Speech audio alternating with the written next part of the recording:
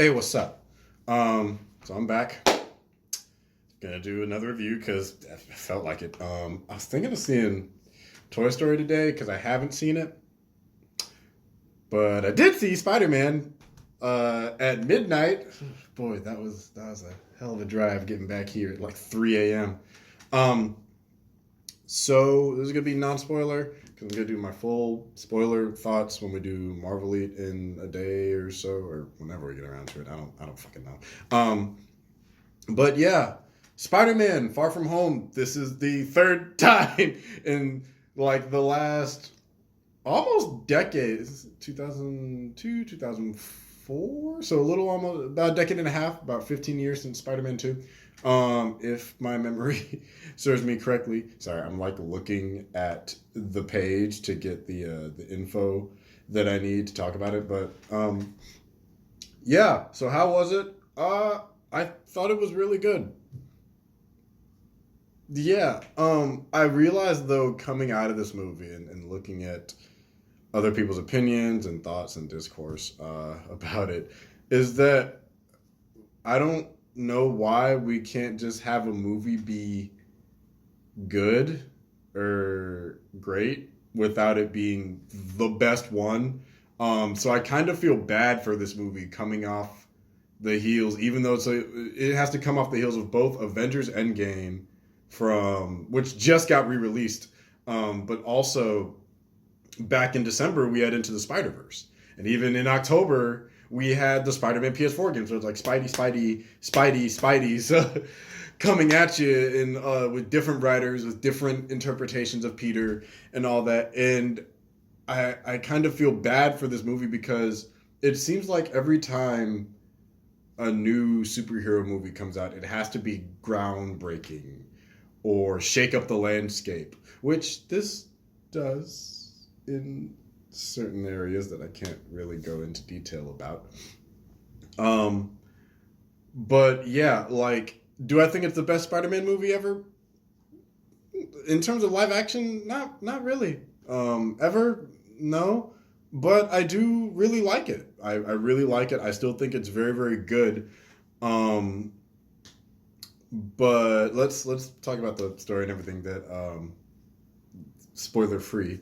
So this movie sees Peter literally almost right after the events of Endgame, and everyone returns back 5 years later. It basically confirms the suspicions that people had about like some people growing older and like going off to college and relationships getting weird and like how lives have just kind of been crazily altered. But this movie is a lot more lighthearted, which will probably bother some people, because it is still very much in the same tone as Homecoming, the first Spider-Man movie in the MCU.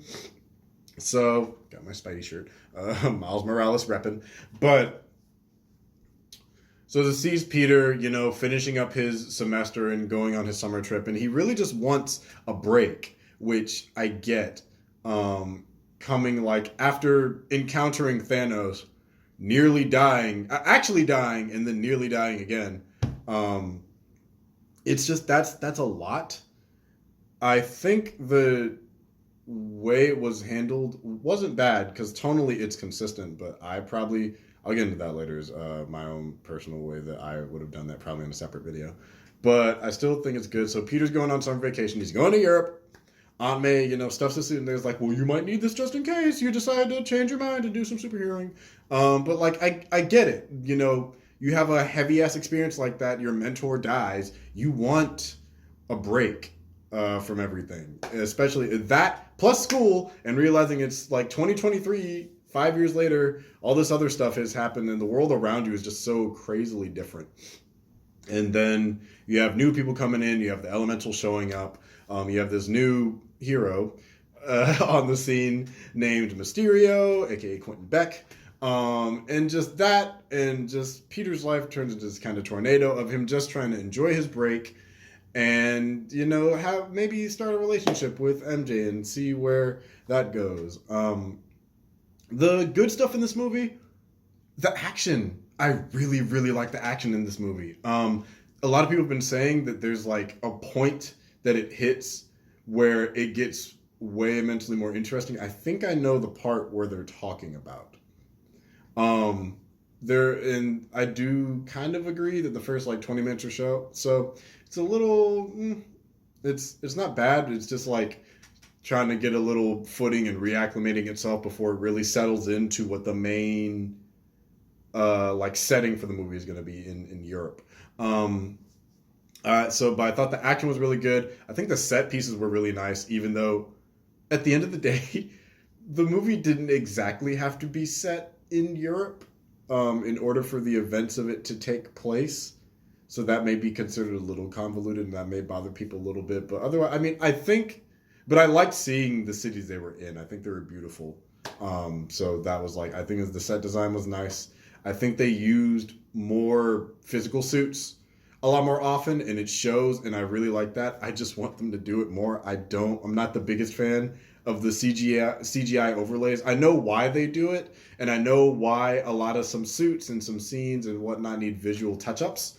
And I think that's important, but at the same time, they have really good physical suits. Even though I'm not the biggest fan of like the last suit in the movie in terms of appearance, I still think the physical suit looks cooler than the CGI overlay over top the already really good looking suit. But you know, they have their own reason for doing it. But nonetheless, the story is I think the story's good for what it does and what it's trying to accomplish. I also think it could be a little better.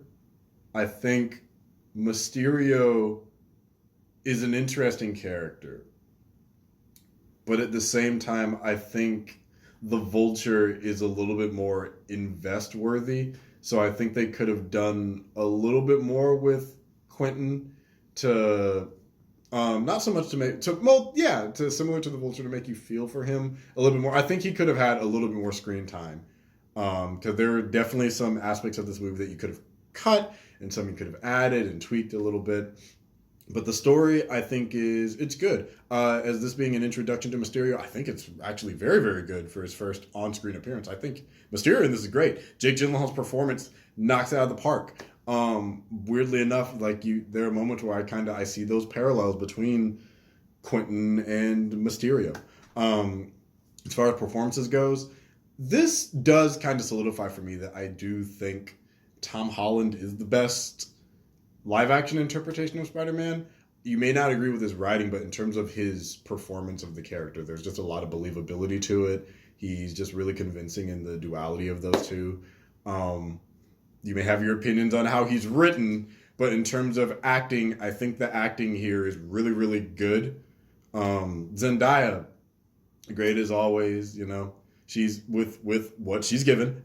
She's good with what she's given. And I think that may be the shortcoming of this film is that they're working with what they're given. Now, what they're given is actually, I still think, pretty good, but I do think it could be better.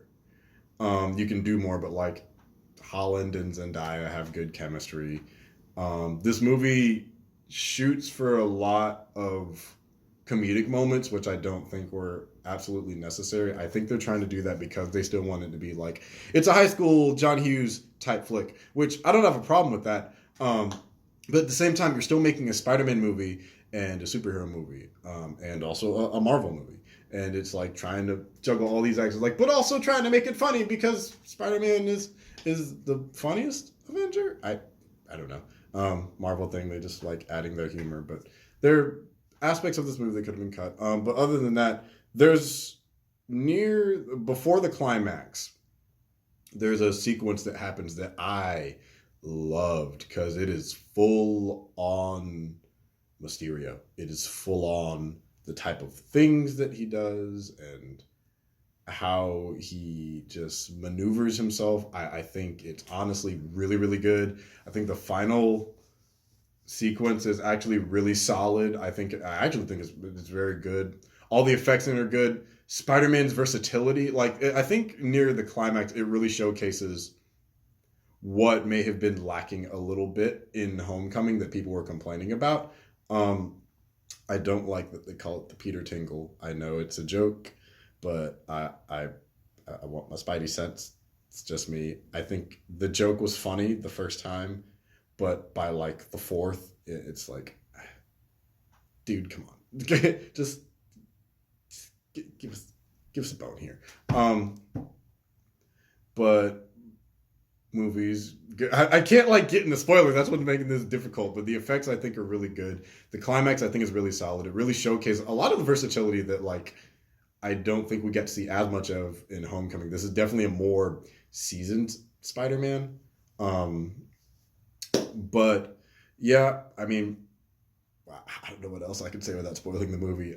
I say go see it. I think it's worth full price of admission. If you like Homecoming, you'll definitely like this. You know, if you didn't like Homecoming, this might sway your opinion because it's much bigger in terms of scope. Homecoming is a friendly neighborhood Spider-Man movie. This one is Spider-Man travels the world. Spider-Man Euro trip, Eurovision. But I think it's a very good movie, and the post-credit scenes. I'm not gonna say what they are, but holy shit. The implications of those alone on the rest of the MCU are actually really huge. They're the first one, I would argue, may be my favorite post-credit scene in the whole MCU, aside from maybe the like Nick Fury coming out at the end of Iron Man, because it blows the doors off the status quo of the MCU is all I can say about that. That one kind of it's more of an epilogue, but holy shit, it's something. So you should see it and see for yourself. But other than that, movie's good. Go see it if you like Spider-Man. If you hate Spider-Man, it's a Spider-Man movie. What are you doing? If you hated Homecoming, you might like this. If you loved Homecoming, you'll for sure like this. I can't see anyone that liked Homecoming and will hate this movie.